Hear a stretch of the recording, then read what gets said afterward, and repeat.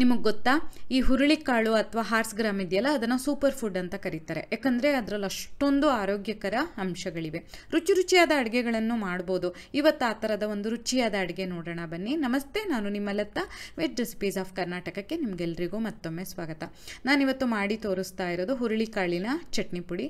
ಅದಕ್ಕೆ 1 ಕಪ್ಪು ಹುರುಳಿಕಾಳನ್ನು ಹೀಗೆ ತೊಗೊಂಡು ಮೀಡಿಯಮ್ ಫ್ಲೇಮಲ್ಲಿ ಹದವಾಗಿ ಕೈ ಬಿಡದೆ ಹುರಿಬೇಕು. ಒಳ್ಳೆ ಘಮ ಬರುತ್ತೆ, ಸ್ವಲ್ಪ ಊದ್ಕೊಳ್ಳುತ್ತೆ, ಜೊತೆಗೆ ಅಲ್ಲಿ ಇಲ್ಲಿ ಒಂದೊಂದು ಸಿಡಿಯೋದಕ್ಕೆ ಶುರುವಾಗುತ್ತೆ. ಅಷ್ಟು ಹುರಿದ್ರೆ ಸಾಕು, ಜಾಸ್ತಿ ಹುರಿಬೇಡಿ, ರುಚಿ ಹಾಳಾಗೋಗುತ್ತೆ. ಆಮೇಲೆ ಅದೇ ಬಾಣಲೆನಲ್ಲಿ ಅರ್ಧ ಚಮಚ ಎಣ್ಣೆ ಬಿಸಿ ಮಾಡಿ 10ರಿಂದ 12 ಒಣಮೆಣಸಿನಕಾಯಿಯನ್ನು ಗರಿಗರಿಯಾಗಿ ಊದ್ಕೊಳ್ಳೋವರೆಗೆ ಹುರಿಬೇಕು. ನಿಮಗೆ ಖಾರಕ್ಕೆ ಎಷ್ಟು ಬೇಕು ಅಥವಾ ನೀವು ಉಪಯೋಗಿಸ್ತಾ ಇರೋ ಮೆಣಸಿನಕಾಯಿ ಎಷ್ಟು ಖಾರ ಇದೆ ಅಂತ ನೋಡಿಕೊಂಡು ಸ್ವಲ್ಪ ಹೆಚ್ಚು ಕಡಿಮೆ ಖಾರನ ಹೊಂದಿಸ್ಕೊಳ್ಳಿ. ಹಾಗೆ ಅದೇ ಬಾಣಲೆನಲ್ಲಿ 2 ಚಮಚ ಕೊತ್ತಂಬರಿ ಬೀಜ, 1 ಹಿಡಿಯಷ್ಟು ಕರಿಬೇವು, ತೊಳೆದು ಆರಿಸಿ ಇಟ್ಟಂತಹ ಕರಿಬೇವನ್ನು ಹಾಕಿ ಕರಿಬೇವೆಲ್ಲ ಗರಿ ಆಗೋವರೆಗೆ ಹುರಿಬೇಕು. ಇದನ್ನು ಸಹ ನಾವೀಗ ಎತ್ತಿಟ್ಕೊಳ್ಳೋಣ.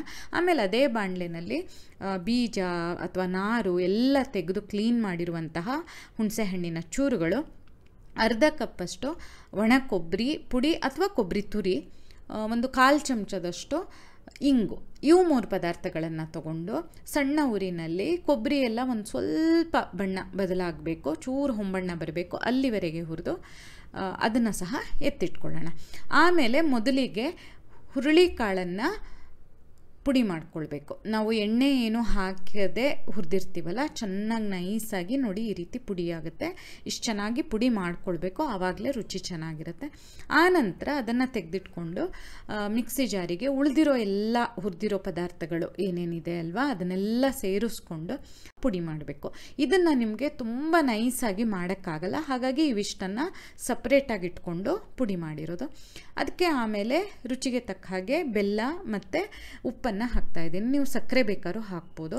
ಅದ್ರ ಜೊತೆಗೆ ಈಗಾಗಲೇ ಪುಡಿ ಮಾಡಿ ಇಟ್ಕೊಂಡಿದ್ವಲ್ಲ ಹುರುಳಿಕಾಳಿನ ಪುಡಿ, ಅದನ್ನು 3 ಚಮಚ ಹಾಕ್ಕೊಂಡು ಪುನಃ ನಾನು ಮಿಕ್ಸಿ ಮಾಡ್ತಾಯಿದ್ದೀನಿ. ಆವಾಗ ಅದು ಒಂದು ಸ್ವಲ್ಪ ಸಣ್ಣಗೆ ಪುಡಿ ಮಾಡ್ಕೊಳ್ಳೋಕ್ಕೆ ಸಹಾಯ ಆಗುತ್ತೆ ಅಂತ ಅಷ್ಟೇ, ಮತ್ತೇನೂ ಇಲ್ಲ. ಆಮೇಲೆ 2 ಪುಡಿಗಳನ್ನು ಒಟ್ಟು ಮಾಡಿ ಮಿಕ್ಸ್ ಮಾಡಬೇಕು. ನೀವು ಬೇಕಾದರೆ ಒಣಮೆಣಸಿನ್ಕಾಯಿ ಸ್ವಲ್ಪ ಹುರಿದಿಟ್ಕೊಂಡು ಪುಡಿ ಮಾಡೋ ಟೈಮಲ್ಲಿ ಸ್ವಲ್ಪನೇ ಹಾಕ್ತಾ ನಿಮ್ಮ ಖಾರಕ್ಕೆ ತಕ್ಕ ಹಾಗೆ ಹಾಕ್ಕೊಳ್ಬೋದು.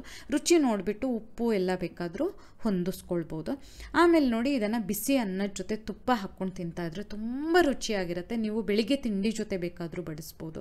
ಆರೋಗ್ಯಕ್ಕೂ ಒಳ್ಳೆಯದು. ಮಾಡಿಟ್ಕೊಂಡು ನಿಯಮಿತವಾಗಿ ತಿಂತಾಯಿದ್ರೆ ತುಂಬ ಒಳ್ಳೆಯದು. ಟ್ರೈ ಮಾಡಿ ನೋಡಿ.